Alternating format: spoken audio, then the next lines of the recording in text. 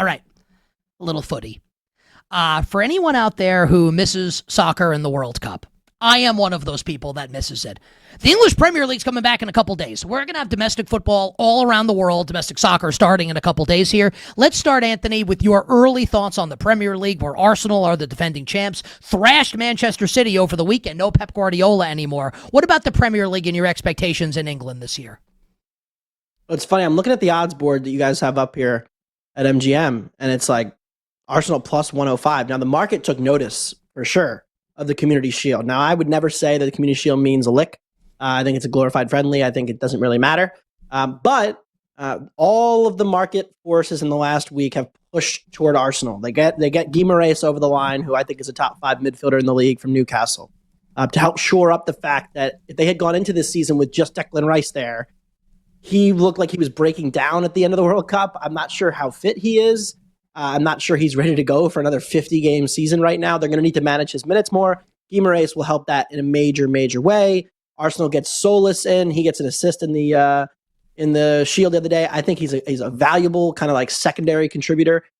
But it really comes down to Arsenal has the most continuity by far. I mean, look at the rest of the odds board. Man City, new manager, Rodri leaves, Anderson comes in. I love Anderson probably more than anybody out there, but it's still a big shoes to fill, and you're replacing, the greatest manager of the last 20 years, maybe ever, of soccer.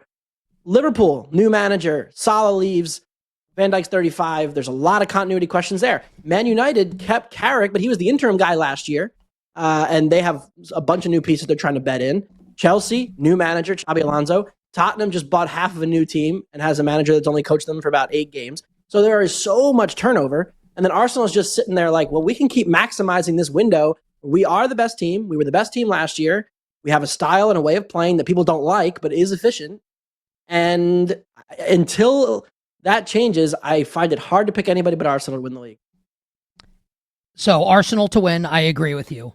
Is there a bet for the people in the audience that are disposed towards a wager here and there in the Premier League that you like outside of Arsenal to win, which I agree with, by the way? Yeah, I'm looking at Chelsea, and there's a top 4 market out there where they're like minus 120. I love Xabi Alonso more than probably most people do as well. I think the one game a week thing is an underrated feature coming off of a World Cup year, especially where Man United and Liverpool are going to be in European competitions, probably going deep in them. Chelsea have no Europe. And for the first time in a while, that presents them opportunities to have fresher legs, to have fewer injuries, because as much as Chelsea has bought a ton of players, a lot of the really important ones, like Cole Palmer, have barely been healthy for the last few years. And so I think Chelsea, again, a lot of new players coming in again. Morgan Rodgers I'm probably lower on than most people, but Palmer and Rodgers together is a pretty fun combination of skills in your midfield. I think Chelsea, for me, it's kind of like a toss-up between 3, 4, and 5 with Liverpool, United, and Chelsea. I would go with Chelsea over the other 2. As a Chelsea fan, I love that. Need to hit on what I perceive to be the juiciest storyline in soccer right now as everything gets set to return, which is Jose Mourinho returning to Real Madrid. And there's Netflix just has a 3-part documentary on Mourinho that I've watched 2/3 of, and it is spectacular. So Mourinho goes to Real Madrid, wants to buy Rodri, who I think everyone should know, right? Because he just won the best player award at the World Cup, winning it for Spain. He spurns Real Madrid to go to Barcelona. Barcelona are the favorites in La Liga. I can't wait to watch La Liga this year. I'm going to root for Real Madrid like they're the Yankees in Game 7 of the World Series. Anything going on with you in La Liga here with Barca and Mourinho and Real? Yeah, it's funny how fast things can change in soccer, because 2 or 3 years ago, the conversation was, okay, well, Barca might be better right now, but look at all this young talent Real Madrid have.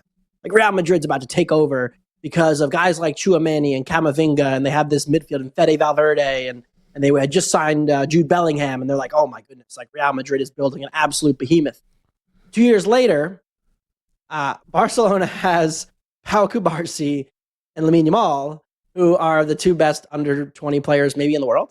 And that is the driving force behind the fact they won the La Liga and relatively comfortably last year. Now they bring in Rodri. And look, flickball is not the easiest thing to execute consistently.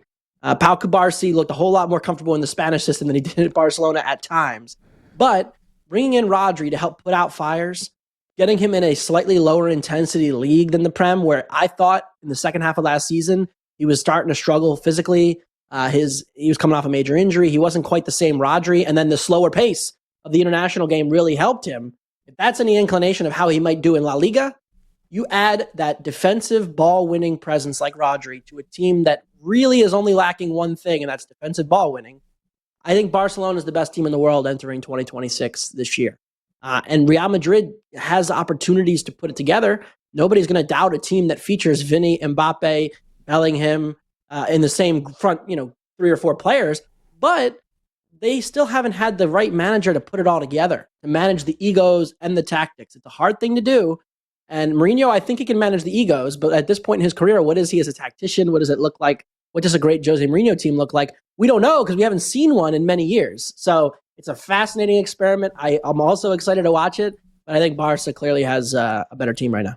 So like 20 seconds for this. If you had to pick a Champions League winner, which you don't, to be clear, but if you did, you would take Barcelona to end the 2-year reign of PSG? Yeah, probably. The thing with the new format is you can probably just wait till January. The odds aren't really going to change that much. I can't see anybody running away with the Champions League. So, those top 4 or 5 teams will probably be around there, same price in January. So you can kind of just wait. But it's fun to see those showcase matches in the fall. Great. We went mano-a-mano in the World Cup. You had Spain, I had France. Didn't go great for me. I'll take Real Madrid this year. You can take Barcelona. Right. We'll see how it goes this time. You're the best, buddy. Let's do it. Ringer Wise Guys. You can check out Anthony on the Ringers Gambling Show with Cousin Sal, Raheem Palmer, and others. Follow him on Twitter at Anthony Dabbundo. Thank you very much, my friend.